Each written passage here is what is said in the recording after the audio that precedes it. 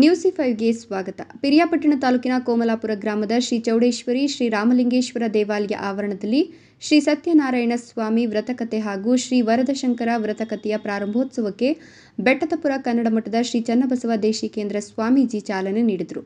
ಈ ವೇಳೆ ಆಶೀರ್ವಚನ ನೀಡಿ ಸ್ವಾಮೀಜಿ ಮಾತನಾಡಿ, ಧಾರ್ಮಿಕ ಆಚರಣೆಗಳನ್ನು ಉಳಿಸಿ ಬೆಳೆಸೋದು ನಮ್ಮೆಲ್ಲರ ಕರ್ತವ್ಯ ಆಗಬೇಕಿದೆ. ಪ್ರತಿನಿತ್ಯ ಭಗವಂತನ ಆರಾಧನೆ ಮತ್ತು ಪೂಜೆ ಮಾಡೋದು ನಮಗೆ ಸಂಸ್ಕಾರ ಕಲಿಸುತ್ತದೆ. ಭಕ್ತರಿಗೆ ದೇವರ ಮಹಿಮೆ ಸಾರೋದು ವಿಶೇಷ ಕಾರ್ಯಕ್ರಮವಾಗಿದ್ದು, ಕಾವೇರಿ ನದಿ ಚಿಕ್ಕ ಜರಿಯಾಗಿ ಹುಟ್ಟಿ ಕನ್ನಡ ನಾಡಿಗೆ ಆಸರಿಯಾಗುವಂತೆ ಎಂದು ಕುಂಭಮೇಳದ ಸಂದರ್ಭ ಪ್ರಾರಂಭವಾದ ಈ ಧಾರ್ಮಿಕ ಕಾರ್ಯಕ್ರಮ ಮುಂದೆ ಪ್ರಸಿದ್ಧಿಯಾಗಿ ದೇವಾಲಯ ಅರ್ಚಕರಾದ ಗಣೇಶ್ ಬಸವರಾಜು ಅವರ ಧಾರ್ಮಿಕ ಕಾರ್ಯ ಮತ್ತಷ್ಟು ಹೆಚ್ಚುವಂತಾಗಲಿ ಅಂತ ಶುಭ ಕೋರಿದರು. ಶ್ರೀರಾಮ ಪ್ರೌಢಶಾಲೆ ನಿವೃತ್ತ ಮುಖ್ಯ ಶಿಕ್ಷಕರಾದ ಎಂಬಿ ಮಲ್ಲಾರಾಧ್ಯ ಮಾತನಾಡಿ, ದೇವಾಲಯ ವತಿಯಿಂದ ನಡೆಯುತ್ತಿರುವ ಧಾರ್ಮಿಕ ಕಾರ್ಯಕ್ರಮದಿಂದ ಗ್ರಾಮಕ್ಕೆ ಒಳಿತಾಗಿ ಕೆಟ್ಟ ಶಕ್ತಿಗಳು ದೂರವಾಗಿ ಗ್ರಾಮ ಮತ್ತಷ್ಟು ಅಭಿವೃದ್ಧಿ ಹೊಂದಲಿ ಅಂತ ಹೇಳಿದರು. ಇನ್ನು ಈ ಒಂದು ಸಂದರ್ಭದಲ್ಲಿ ದಿಂಡಗಾಡು ಮಠದ ಶ್ರೀ ಅಪ್ಪಾಜಿ ಸ್ವಾಮೀಜಿ, ಹರಳಹಳ್ಳಿ ಗುರುಮಠದ ಶ್ರೀ ಶ್ರೀಕಂಠಾರಾಧ್ಯ, ದೇವಾಲಯ ಪ್ರಧಾನ ಅರ್ಚಕರಾದ ಗಣೇಶ್ ಬಸವರಾಜ್, ಶ್ರೀಮತಿ ಮಹಾದೇವಮ್ಮ, ಶ್ರೀಮತಿ ಗೌರಮ್ಮ, ಕೋಮಲಾಪುರ ಗ್ರಾಮ ಪಂಚಾಯತ್ ಅಧ್ಯಕ್ಷ ಮಂಜುನಾಥ್, ಉಪಾಧ್ಯಕ್ಷೆ ಶಿವಮ್ಮ ಶಿವರಾಜು, ತಾಲೂಕು ಪಂಚಾಯತ್ ಮಾಜಿ ಸದಸ್ಯ ರಘುನಾಥ್, ಗಣೇಶ್, ಶ್ರೀನಿವಾಸ್, ಹರೀಶ್, ಹಿರೇಗೌಡ, ರಾಜಶೆಟ್ಟಿ ಸೇರಿದಂತೆ ಸ್ಥಳೀಯ ಜನಪ್ರತಿನಿಧಿಗಳು, ಮುಖಂಡರು, ದೇವಾಲಯದ ಭಕ್ತರು, ಕೋಮಲಾಪುರ ಸೇರಿದಂತೆ ಸುತ್ತಮುತ್ತಲ ಗ್ರಾಮದ ಭಕ್ತರು ಹಾಜರಿದ್ದರು. ಬೆಕ್ಕೆರೆ ಸತೀಶ್ ಆರಾಧ್ಯ, ನ್ಯೂಸ್5 ಪಿರಿಯಾಪಟ್ಟಣ. ನಿರಂತರ ಸುದ್ದಿ ಸಮಾಚಾರಗಳಿಗಾಗಿ ನೋಡ್ತಾ ಇರಿ, ಇದು ನಿಮ್ಮ ನ್ಯೂಸ್5. ಗುರುದೇವೋ ಸದಾಶಿವ ಗುರು ಸಾಕ್ಷಾತ್ ಪರಬ್ರಹ್ಮ ತಸ್ಮೈ ಶ್ರೀ ಗುರುವೇ ನಮಃ. ಗುರುವಂದ್ಯರೇ, ವೇದಿಕೆ ಮೇಲೆ ಇರ್ತಕ್ಕಂಥ ನಮ್ಮ ಗುರುವಂದ್ಯರಿಗೆ ಈ ಒಂದು ಸಮಾರಂಭದಲ್ಲಿ ನಾನು ನನ್ನ ನಮಸ್ಕಾರಗಳನ್ನು ತಿಳಿಸುತ್ತಾ, ಇಲ್ಲಿ ನೆರೆದಿರ್ತಕ್ಕಂಥ ಎಲ್ಲ ಅಕ್ಕ ತಂಗಿಯರು, ಅಣ್ಣ ತಮ್ಮಂದಿರು ಕೂಡ ಈ ಒಂದು ಸುಂದರ ಸಮಾರಂಭದಲ್ಲಿ ನನ್ನ ನಮಸ್ಕಾರವನ್ನು ತಿಳಿಸುತ್ತಾ, ಈ ಒಂದು ಸುದಿನ ಅಂದರೆ ನಾಳೆ ಉತ್ತರಾಯಣ ಪುಣ್ಯ ಕಾಲಕ್ಕೆ ಸಮೀಪಿಸ್ತಕ್ಕಂಥ ಒಂದು ಸುದಿನ. ಈ ಸುದಿನದಲ್ಲಿ ನಾವು ಸ್ವಾಮಿಯ ಸನ್ನಿಧಿಯಲ್ಲಿ ಭಾಗವಹಿಸಿದ್ದೀವಿ ಅಂದರೆ ಇದಕ್ಕೆ ನಮ್ಮಗ ಪುಣ್ಯ ಫಲ ಅಂತ ಹೇಳೋದಕ್ಕೆ ಒಂದು ಹೆಮ್ಮೆಯ ವಿಚಾರವಾಗ್ತದೆ. ಈ ಪುಣ್ಯ ಫಲದಲ್ಲಿ ನಾನು ಇದೇ ಗ್ರಾಮದಲ್ಲಿ ಹುಟ್ಟಿ ಬೆಳೆದಂಥ ಹುಡುಗ.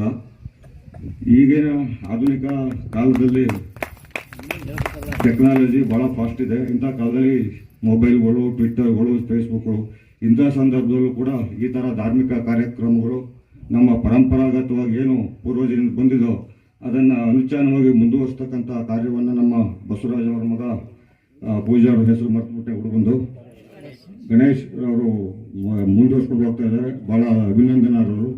ಇಂಥ ಕಾರ್ಯಕ್ರಮಗಳ ಜೊತೆಗೆ ನಮ್ಮ ಜನಪದ ಸಾಹಿತ್ಯ ಮತ್ತು ಜನಪದ ಕಲೆ ನಮ್ಮಲ್ಲಿ ನಡೀತಾ ಇತ್ತು. ಕೋಮಲಾಪುರದಲ್ಲಿ ವಿಶೇಷವಾಗಿ ಈ ಭಾಗದಲ್ಲಿ ಜನಪದ ಶೈಲಿ ಹಾಡುಗಳನ್ನ ಹಿಂದೆ ಗೊರವೈನ ಅಣ್ಣಯ್ಯ ಅಂತೇಳಿ ನನಗೆ ಪರಿಸ್ಥಿತಿ ಗೊತ್ತಿತ್ತು. ಅವರು ಮತ್ತು ಸಣ್ಣಗೌಡರು ಅಂತಿದ್ರು, ಅವರು ಮತ್ತು ಇನ್ನು ಹಲವಾರು ಗೌಡರು, ಶಿವಣ್ಣ, ಬೇರೆ ಬೇರೆ ಮಾಕೋಡಣ್ಣ, ಇಂಥವರೆಲ್ಲ ಜನಪದ ಕಲೆಗಳನ್ನು ಪೋಷಿಸ್ತಾ ಇದ್ರು. ಅದ್ರ ಬಗ್ಗೆ ಅವರು ಒಲವಿತ್ತು. ಆರಾಧನೆ, ಭಗವಂತನ ಪೂಜೆ ಇವೆಲ್ಲವೂ ನಮಗೆ ಸಂಸ್ಕಾರ ಕೊಡುವಂಥದ್ದು.